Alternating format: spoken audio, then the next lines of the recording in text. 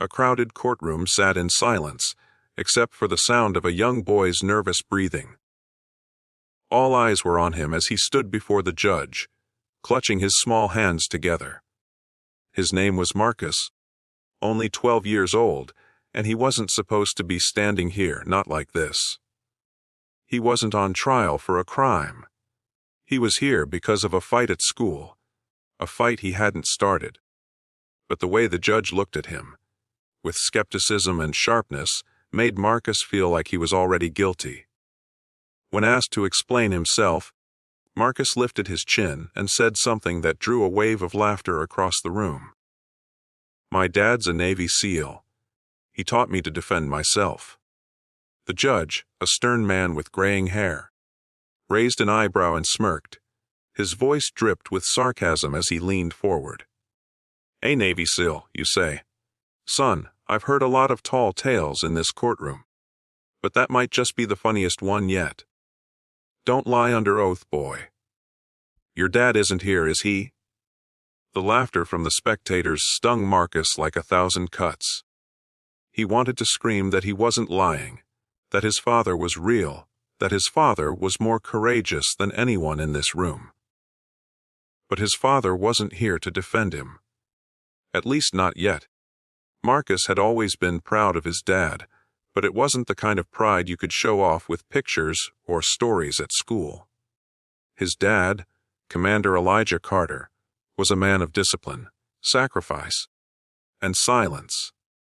He couldn't tell Marcus every detail of his work, but Marcus knew enough. He knew about the nights his dad missed birthdays because of missions, the months of deployment where they only spoke through letters, the times his dad would come home with haunted eyes but still smile for his son. Marcus carried those lessons like armor. And when the bullies at school mocked him, saying his dad wasn't real, he defended himself.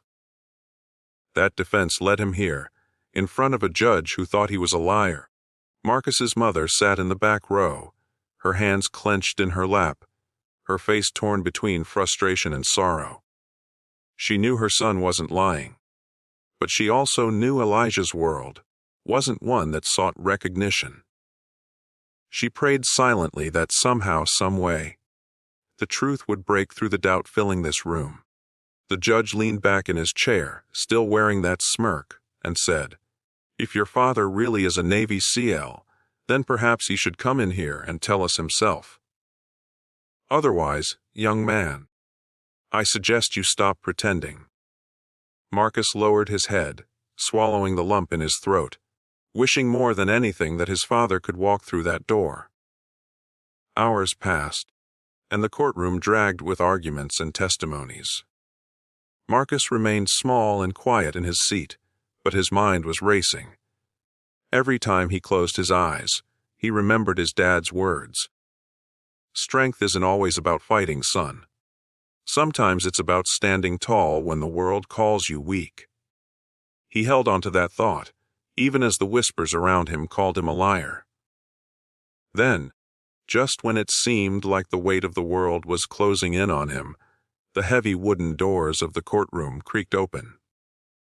At first, nobody paid much attention, until boots echoed against the floor, several pairs of them.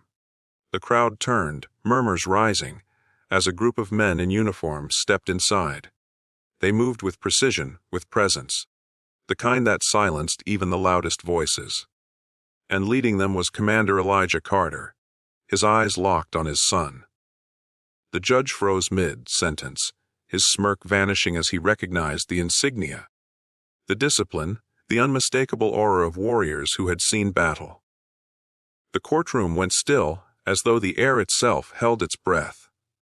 Elijah walked straight up to the front, stopped, and said firmly, "I'm Marcus's father. And yes, I am a Navy SEAL." The silence that followed was deafening.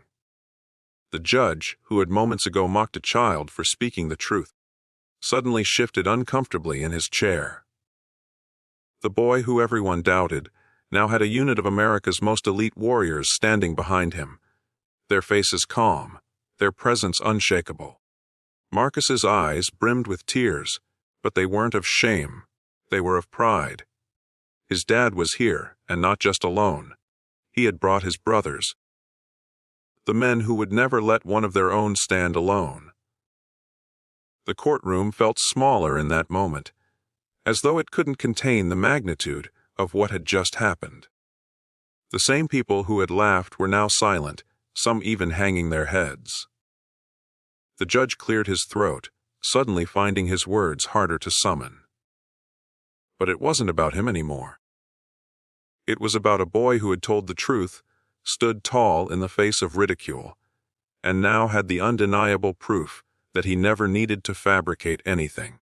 As Elijah placed his hand on Marcus's shoulder, he looked at the judge with steady eyes and said, "My son doesn't lie about who I am. He doesn't need to. He has more courage than most men I've met in combat."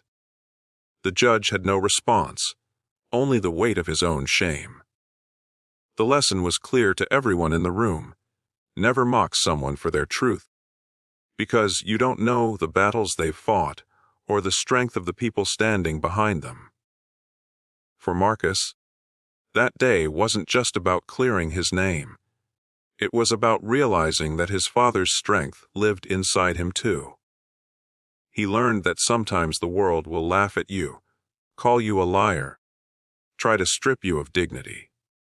But if you stand your ground with faith and truth, one day the doors will open, and the proof of your strength will walk right in. And when it does, even the loudest voices of doubt will fall silent.